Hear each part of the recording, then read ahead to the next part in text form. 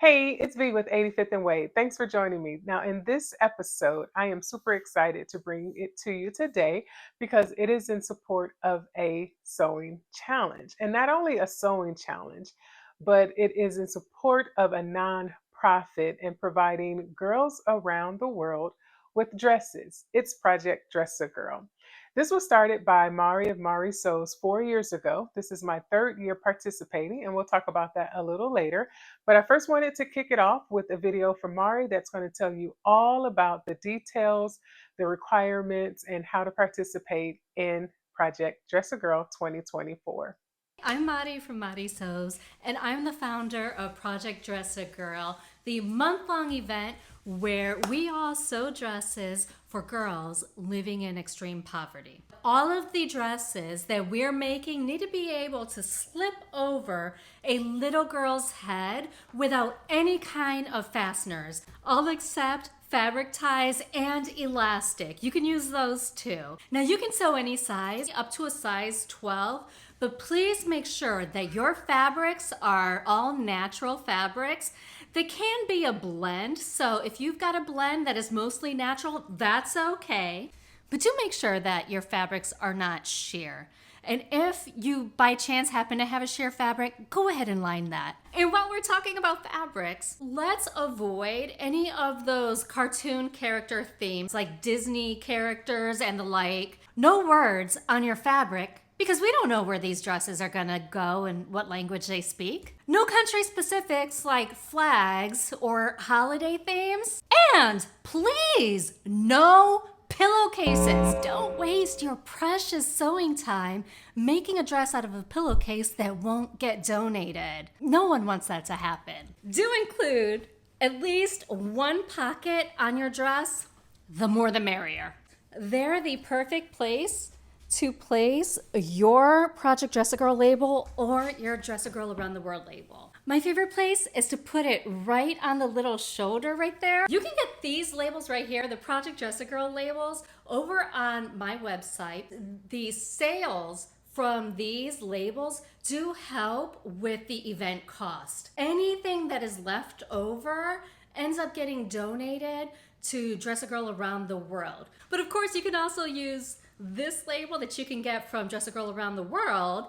And this year, I'm really hoping that we can hit that 7,000 mark so that way we can help 7,000 little girls. We keep track of all of the dresses that are getting donated, which means that you, my friend, you need to let me know how many dresses you've made for a donation. And you can do that one of two ways. You can either post your picture on Instagram using the hashtag Project Dress a Girl 2024 and tag me at Madi Sews 4 Curves. If you're not on Instagram, no worries. Just send me an email to projectdressagirl@gmail.com and my team will be happy to record your final numbers. Now, if you're wondering, well, Madi, how do I actually collect these dresses? I've got you covered.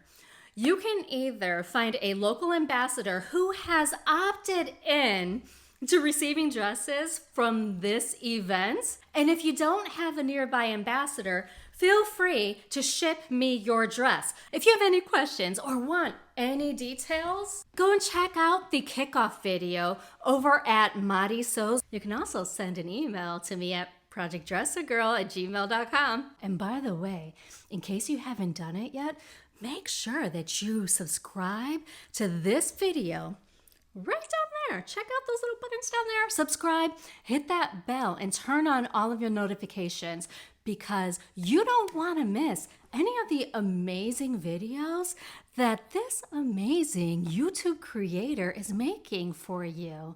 I mean, you really don't want to miss another dress, do you? So go and hit that subscribe button. Bye. Okay, so now that you have all of that information, let's dive into what I am going to do for this year. Now, I am using, well, as of the recording of this video, we'll see what the month brings, but I am using two patterns this year. One is new to me and one I've used before. So let's go to the table. Okay, thanks for joining me at the table.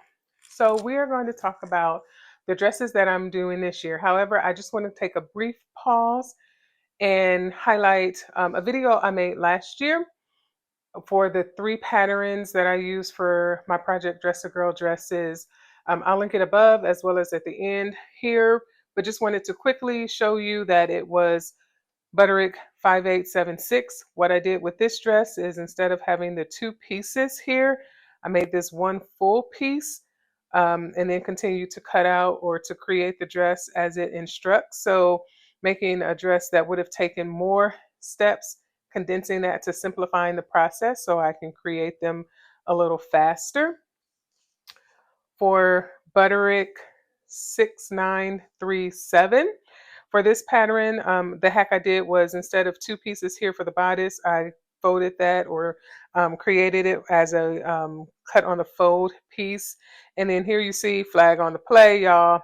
Can't have a cutout in the back. So what I did was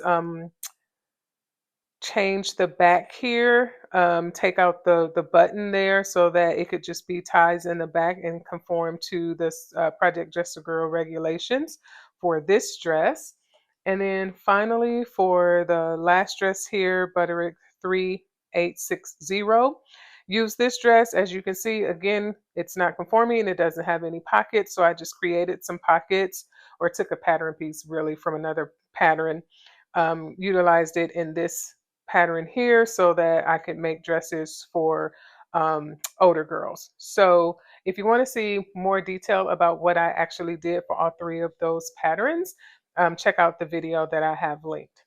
I mentioned that I only participated, or this is my third year participating out of four. And the reason for that was because the first year I thought that my skills weren't good enough, right? Like I had just started, oh, I don't want to disappoint a girl with creating a dress that wouldn't last long for her. And I regret that decision.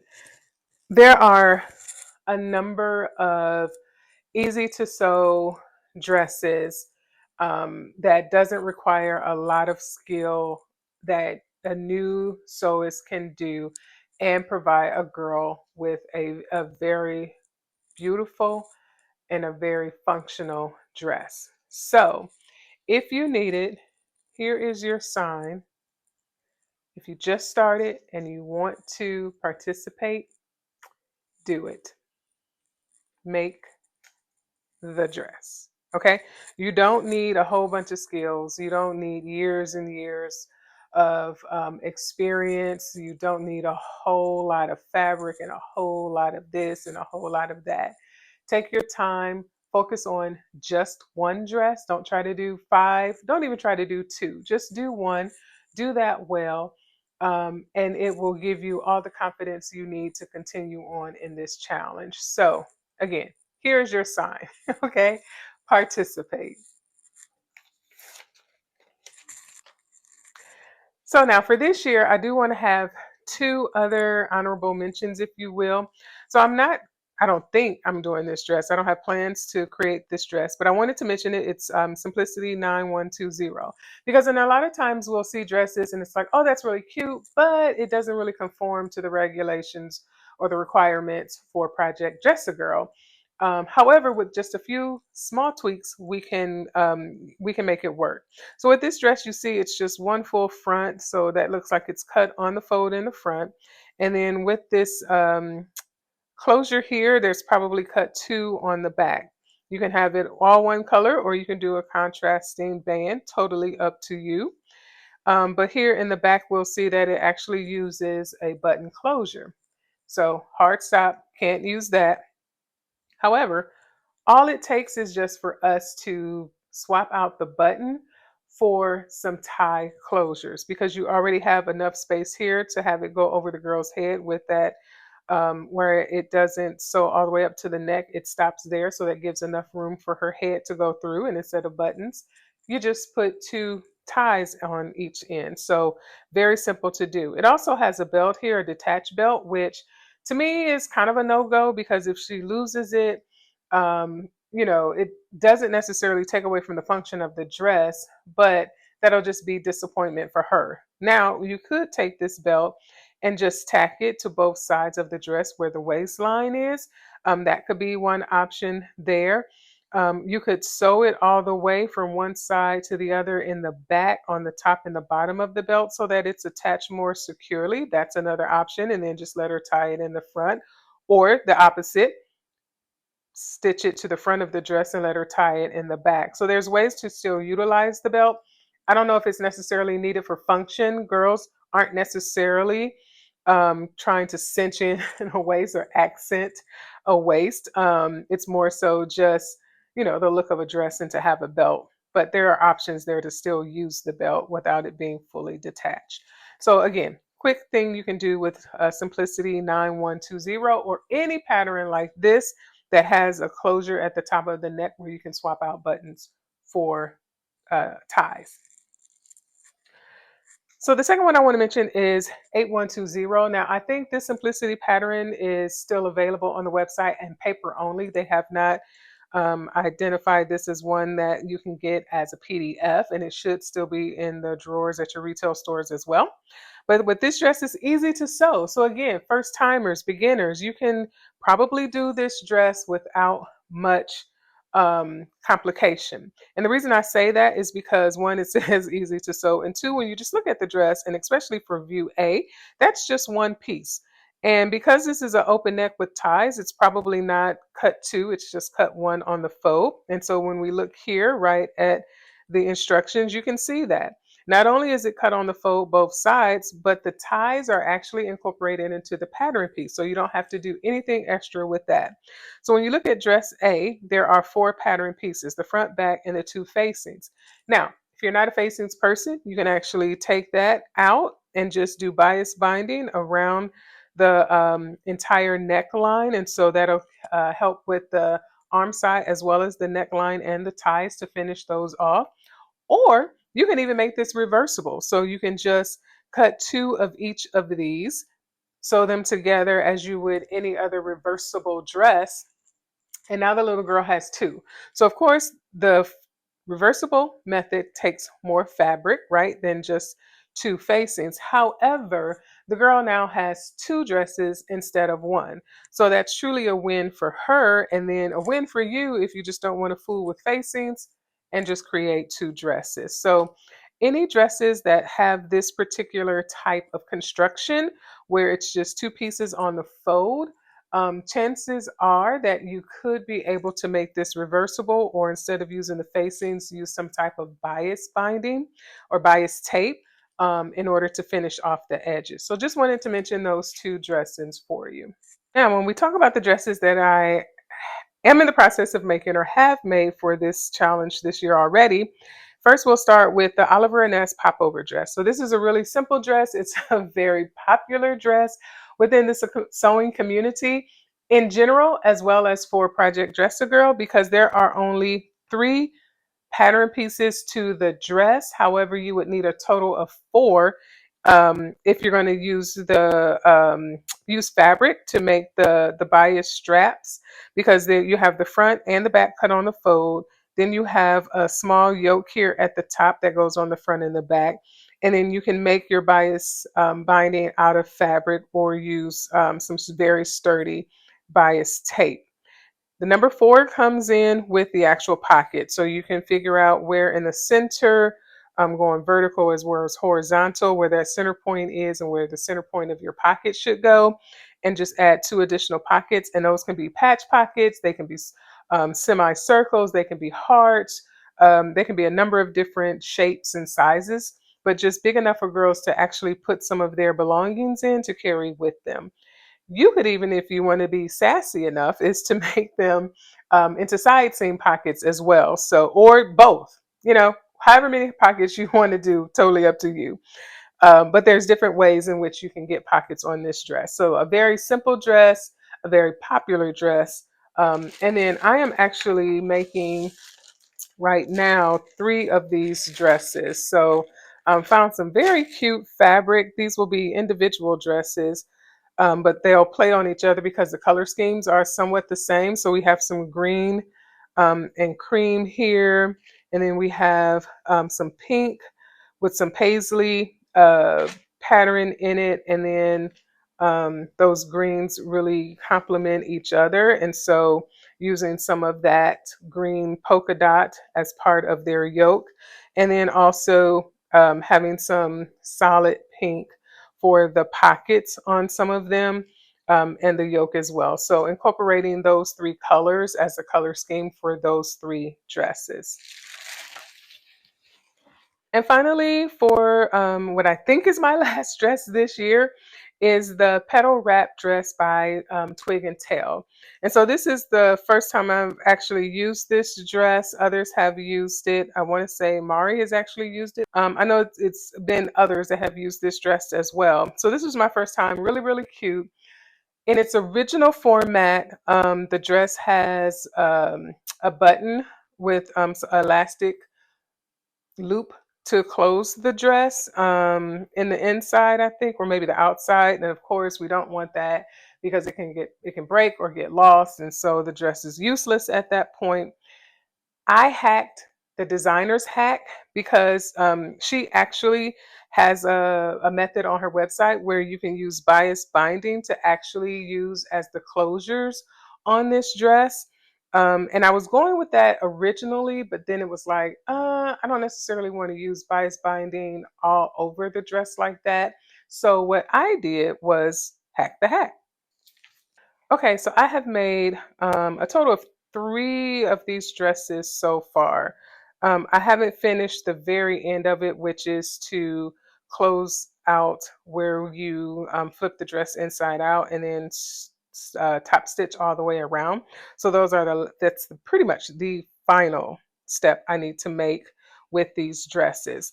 But like I said, what I did was I didn't want to use bias binding like that, so I just kept up with all of the original instructions in this dress. And oh, by the way, did I mention that this is a free pattern up to size 4? She does have an expansion pack for I think sizes 5 to 8 that costs just a nominal fee. But you can certainly get the smaller sizes at no cost right now. So with this dress, what I decided to do was actually add the ties here on the sides. So basically where the button and the loop went is it has a marking on the pattern piece. And all I did was just put the ties right in that same area. So it closes up pretty much as it should on the outside as well as on the inside. And the beauty of this dress, as you may have realized, is that it is reversible. So you can take this, and for this one, I just did a print on one side and then a solid on the other. But you can take this dress and flip it inside out. Because of where the ties are, it secures on the inside, but then it also secures on the outside of the arm. So you have two ways in which to secure the dress. The design has one pocket on each side. You can certainly make a pocket for the outer flap as well as the inner flap on both sides of the dress if you wanted to do it that way. But pretty much it's, a reversible dress. And so everything is stitched on the inside. The beauty of that is all of your seams are finished. So you don't have to do anything extra with that. She recommends, and I think it would add to the dress, is just doing that top stitching all the way around the dress. And that's one, of course, to close up this bottom piece, but then also just to give the dress just a little bit more structure. So hacking the hack, making things work is quite easy to do. So again, instead of where that button and that loop would have went, there's a marking on the pattern piece. You would just find that piece or mark it somehow on your fabric, and then just add your ties there. And you can have this dress done. It's a pretty simple, I would say, yeah, it's a pretty simple sew. Not much in the way of enhanced skills that you would need to create this dress. I would just say when you're putting on the ties, make sure you, when you're basting them, after you baste them, like stop and then think about if you put the ties in the right way. Because especially with this dress. And this being a solid, it was like, I think one of them I put on the inside of the dress instead of the outside of the dress. So not hard to just unpick a small section and stick that tie in there to re-stitch it, but just something you want to bear in mind. So yeah, those are my dresses for Project Dress a Girl 2024. The popover dress, the petal dress. One is reversible. You can actually make the popover dress reversible if you wanted to. That's a hack that you could make as well. But again, so many variations of all of these dresses, so many skill levels for all of these dresses. You can certainly tap in as a beginner, as a seasoned sewist, and really be able to support girls around the world. So let me know if you are participating this year. What patterns are you using? Again, I'll link the video from last year of the hacks that I made for those patterns. If you have them in your stash, it may be a way for you to do more of an assembly line construction on those dresses if you wish to use those patterns. So thank you so much for joining me today. Appreciate your time and being with me on this sewing journey. And let's make it to 7,000 dresses this year.